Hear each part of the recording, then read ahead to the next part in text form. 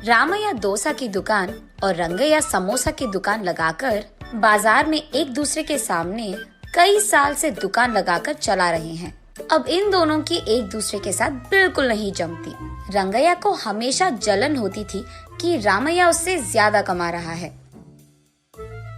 और इतना ही नहीं, हमेशा कोई ना कोई बात पे रामैया से लड़ते रहता है रंगैया। ऐसे उन दोनों के बीच में बहुत ज्यादा नफरत था।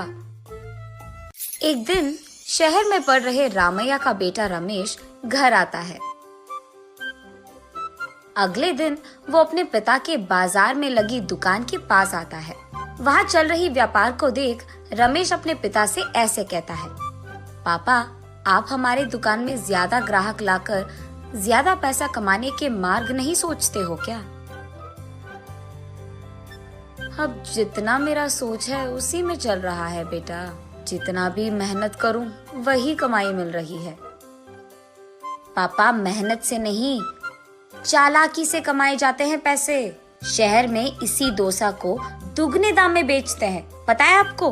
अब शहर के दाम में यहाँ कैसे बेचेंगे बेटा?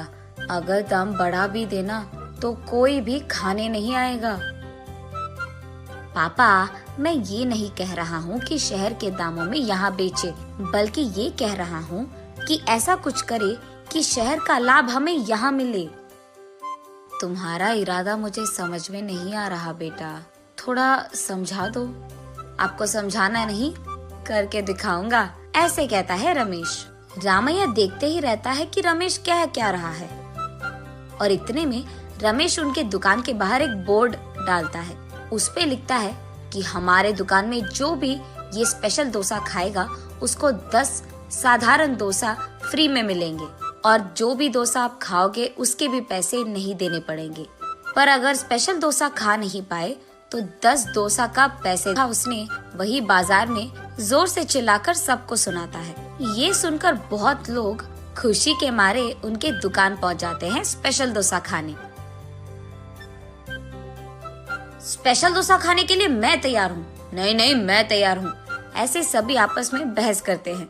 तब रमेश उनके दुकान के बगल में एक बड़ा सा टेबल और चेयर लगाकर जो भी इस प्रतियोगिता में शामिल होना चाहते हैं उनको एक के बाद एक इस कुर्सी पे बैठना होगा, ऐसे कहता है।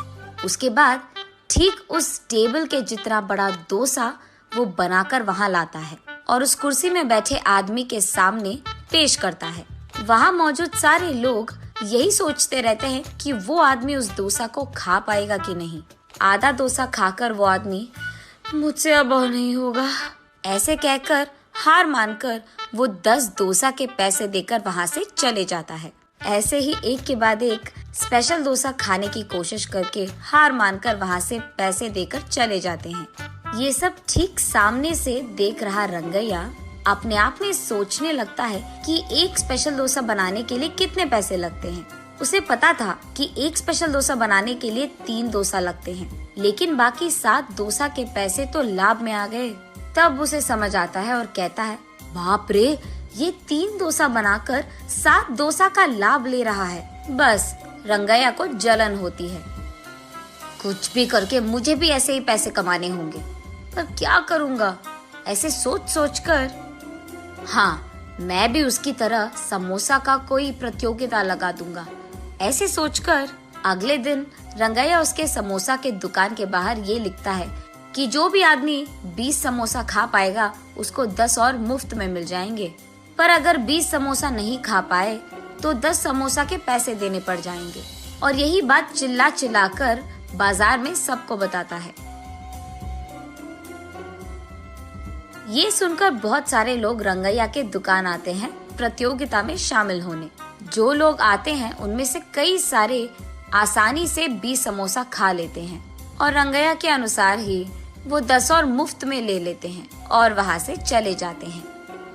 ये देख रंगैया को चक्कर आ जाता है। शाम से पहले ही आधे से ज्यादा समोसा खत्म हो जाते हैं। उसके बाद कई सारे लोग वहाँ पे आकर, हम भी खाएंगे समोसा, हमें भी दो, कहते हैं। इस कारण रंगैया को बहुत गुस्सा आ जाता है, इसीलिए वो उसके दुकान के सामने से बोर्ड हटा देता है। वो किसी को मुंह दिखाने लायक नहीं रहता है, इसीलिए बंडी को लेकर अपने घर की ओर बढ़ते रहता है। आज तो मैं 1 भी रुपए नहीं कमाया और उल्टा जो भी समोसे थे वो भी बेच दिया मुफ्त में। उसे चक्कर आकर वो नीचे गिर जाता है। आंखें खोलने पर रंगैया एक अस्पताल के बेड पर रहता है। उसके बगल में उसकी बीवी रहती है। मुझे क्या हुआ, मैं कहाँ हूँ? ऐसे पूछता है रंगैया। आपको चक्कर आकर नीचे गिर गए थे, कोई अजनबी आपको यहाँ छोड़ गया, ऐसे कहती है रंगैया की पत्नी। छा, आज सब कुछ नष्ट ही हो गया, सब बुरा हो रहा है। अरे क्या हुआ जी, आप इतने गुस्से में क्यों हो? वैसे आप शाम तक घर की मुंह भी नहीं देखते हैं, लेकिन आज दोपहर से पहले आपके समोसे खत्म हो गए और आप घर भी आ रहे थे। इसलिए वो जो कुछ भी हुआ अपने बीवी को समझाता है। हाय भगवान, मेरा मूर्ख पति, आप बस ये सोच रहे थे कि कितने डोसे बेचने पर उनको कितना लाभ मिल रहा है, लेकिन आपने एक बार भी ये नहीं सोचा कि कितने समोसे बेचने में आपको कितना लाभ आएगा। ये प्रतियोगिता शुरू करने से पहले आपको ये सब सोचना था, आपने सोचा भी नहीं, ये तो होना ही था। तब रंगैया को समझ आता है कि किसी और को देखकर हमें वही काम नहीं दोहराना चाहिए और पहले खुद की देखना चाहिए। कुछ करने से पहले 100 बार सोचना भी चाहिए, तब हम सब खुश रह पाएंगे। ये समझता है रंगैया।